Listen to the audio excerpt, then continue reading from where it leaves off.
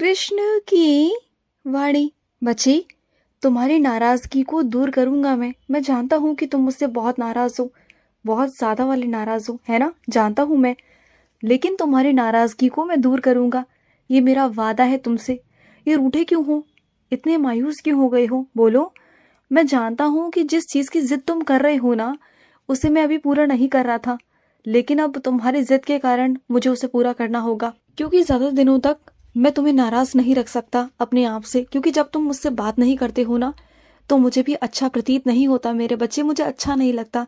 तुम बस गुस्से में निकल जाते हो, मेरे सामने से ही होकर गुजरते हो, लेकिन मेरे पास नहीं आते, तो मुझे बिल्कुल अच्छा नहीं लगता। जब तुम मेरे पास होते हो ना, जब तुम हंसते हो, खेलते हो, मुस्कुराते हो, मुझसे अपनी सारी बातें कहते हो ना, तो मुझे अच्छा लगता है। तो ठीक है, अब आऊंगा मैं तुम्हें मनाने, और तुम्हारी इच्छा के साथ, तुम्हारी इच्छा पूर्ति के साथ तब मनाऊंगा तुम्हें, तब तो मान जाओगे ना। और सुनो, कोशिशें तुम्हारी नाकाम नहीं होंगी। जो तुम कोशिशें कर रहे हो ना, वो बिल्कुल सही दिशा की तरफ है, बिल्कुल सही। तुम ऐसे ही कोशिशें करते रहो। अगर तुम ऐसी कोशिशें करते रहोगे ना, तो तुम्हें आगे बढ़ने से कोई नहीं रोक सकता, कोई नहीं। बस ऐसे ही आगे बढ़ते चलो मेरे बच्चे, बढ़ते चलो। और सुनो, जब तुम किसी के लिए कुछ कर देते हो ना, कुछ भी, तो उस चीज का ढंढोरा मत पीटा करो। क्योंकि अगर तुम 10 लोगों को बताओगे कि मैंने ये किया वो किया, पहली चीज तो तुम्हारे कर्मों में वो चीज नहीं जुड़ेगी।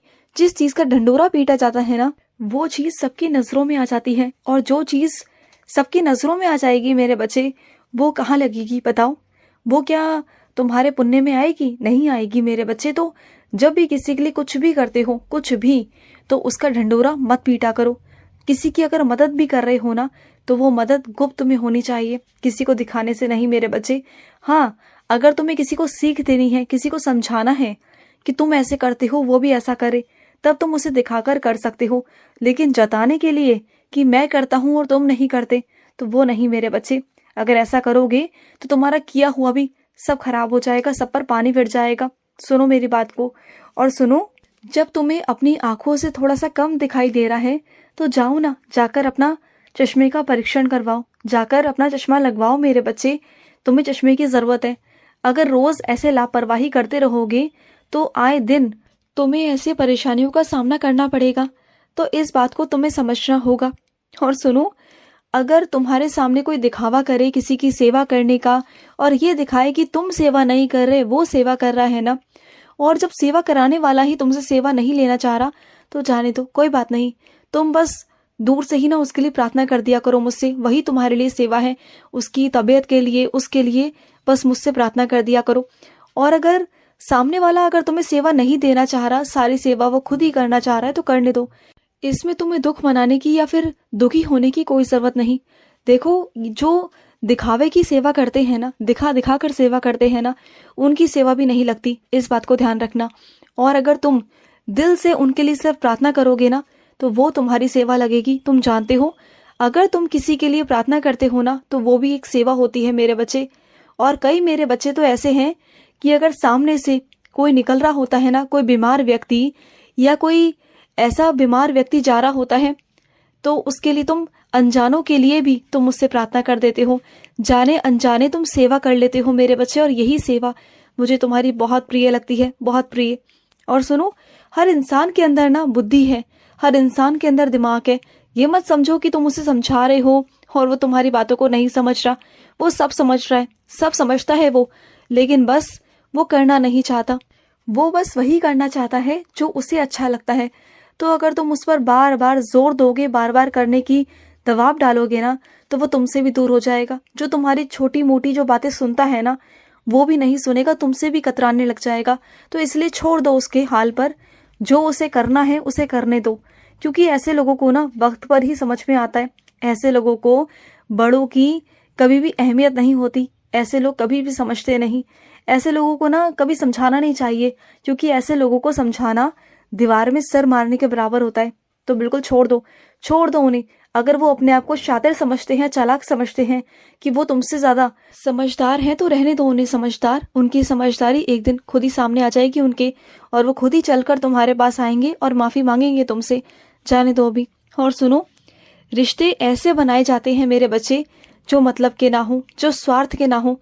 तुम्हारी जिंदगी में ऐसे रिश्ते भरे पड़े हैं जो सब मतलबी है, जो सब स्वार्थ के लिए तुम्हारे पास आते हैं। हर कोई तुम्हारे पास स्वार्थ को लेकर ही आता है, अपने स्वार्थ को लेकर तुमसे अपना स्वार्थ निकलवाता है और चला जाता है। मुड़कर तुमसे बात करने की कोशिश भी नहीं करता, तुम्हारा हाल चाल भी नहीं पूछता।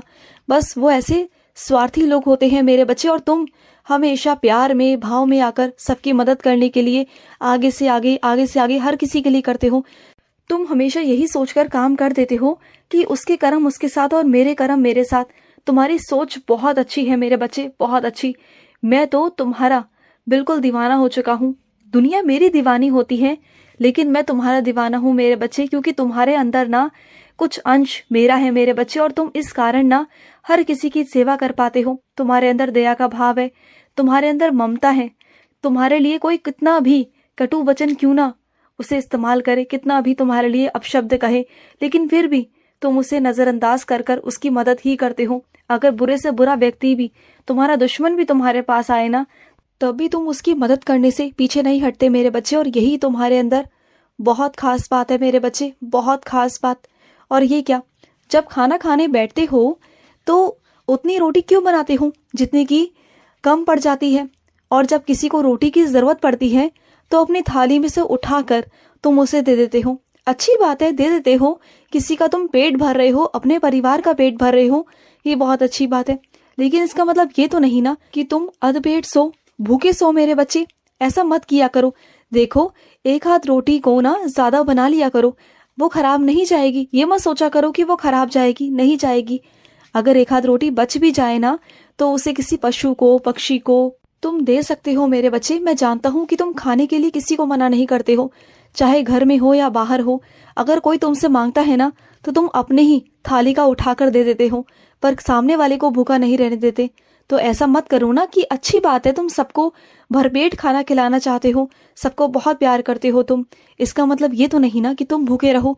तुम सबके लिए इतना करते हो, पूरा दिन लगे रहते हो। अगर तुम ही खाना नहीं खाओगे, अच्छे से स्वस्थ नहीं रहोगे, तो सोचो ना कि अगर तुम बीमार पड़ गए, तुम रोगी हो गए, तो तुम्हारे घर का ध्यान कौन रखेगा, कौन संभालेगा उन्हें। सोचो ना, तुम उस घर की नींव हो मेरे बच्चे, तुम नींव हो। और सुनो, अगर तुम्हारे पास गर्म कपड़े हैं जिन्हें तुम इस्तेमाल नहीं कर रहे हो मेरे बच्चे, उन्हें इकट्ठा करो और किसी ऐसे व्यक्ति को देकर आओ जिसे इसकी बहुत जरूरत है, जिसे तन ढकने से ना उसका शरीर बच सकता है। इस सर्दी के मौसम में वो बच सकता है मेरे बच्चे। ऐसे मासूम बच्चे बच सकते हैं मेरे बच्चे जो नंगे पांव घूमते हैं। तुम्हारे घर में तो बतेरे कपड़े हैं। मेरे आशीर्वाद से तुम्हारे घर में कपड़ों की कमी नहीं मेरे बच्चे, खाने की कमी नहीं। अगर तुम्हारे पास कुछ ऐसे वस्त्र हैं, ऊनी वस्त्र, जिसे तुम अभी इस्तेमाल नहीं कर रहे, या तुम्हारे बच्चों को छोटे हो गए, या तुम्हें छोटे हो गए, तुम नहीं पहनना चाहते हो, तो उन्हें इकट्ठा करो और उन बच्चों को, उन बुजुर्गों को, उन लोगों को देकर आओ जिन्हें इनकी सख्त जरूरत है मेरे बच्चे। और वो बच्चे मुझसे रोज प्रार्थना करते हैं कि कान्हा, मुझे गर्म वस्त्र चाहिए। तो मैं क्या करूं बताओ। मैं तुमसे ही तो कर सकता हूं ना उम्मीद कि तुम जाओ और तुम जाकर उनकी मदद करो, और मैं तुम्हारे द्वारा ही करवा सकता हूं ना मेरे बच्चे। तो जाओ ना। मैं तुम्हें कितने दिनों से कह रहा हूं, कितने दिनों से, कि जाओ और जाकर मेरे बच्चों की मदद करो। जाओ, वो इंतजार कर रहे हैं मेरा, अपने कान्हा का। तुम उनके कान्हा बनकर जाओ। कान्हा का मतलब तुम कान्हा बनकर, यानी कि तुम मेरा आशीर्वाद लेके जाओ, और ढेर सारा मेरा आशीर्वाद तुम्हें मिलेगा। खुश रहो। आज का कृष्ण संदेश समाप्त हुआ। जय श्री कृष्ण।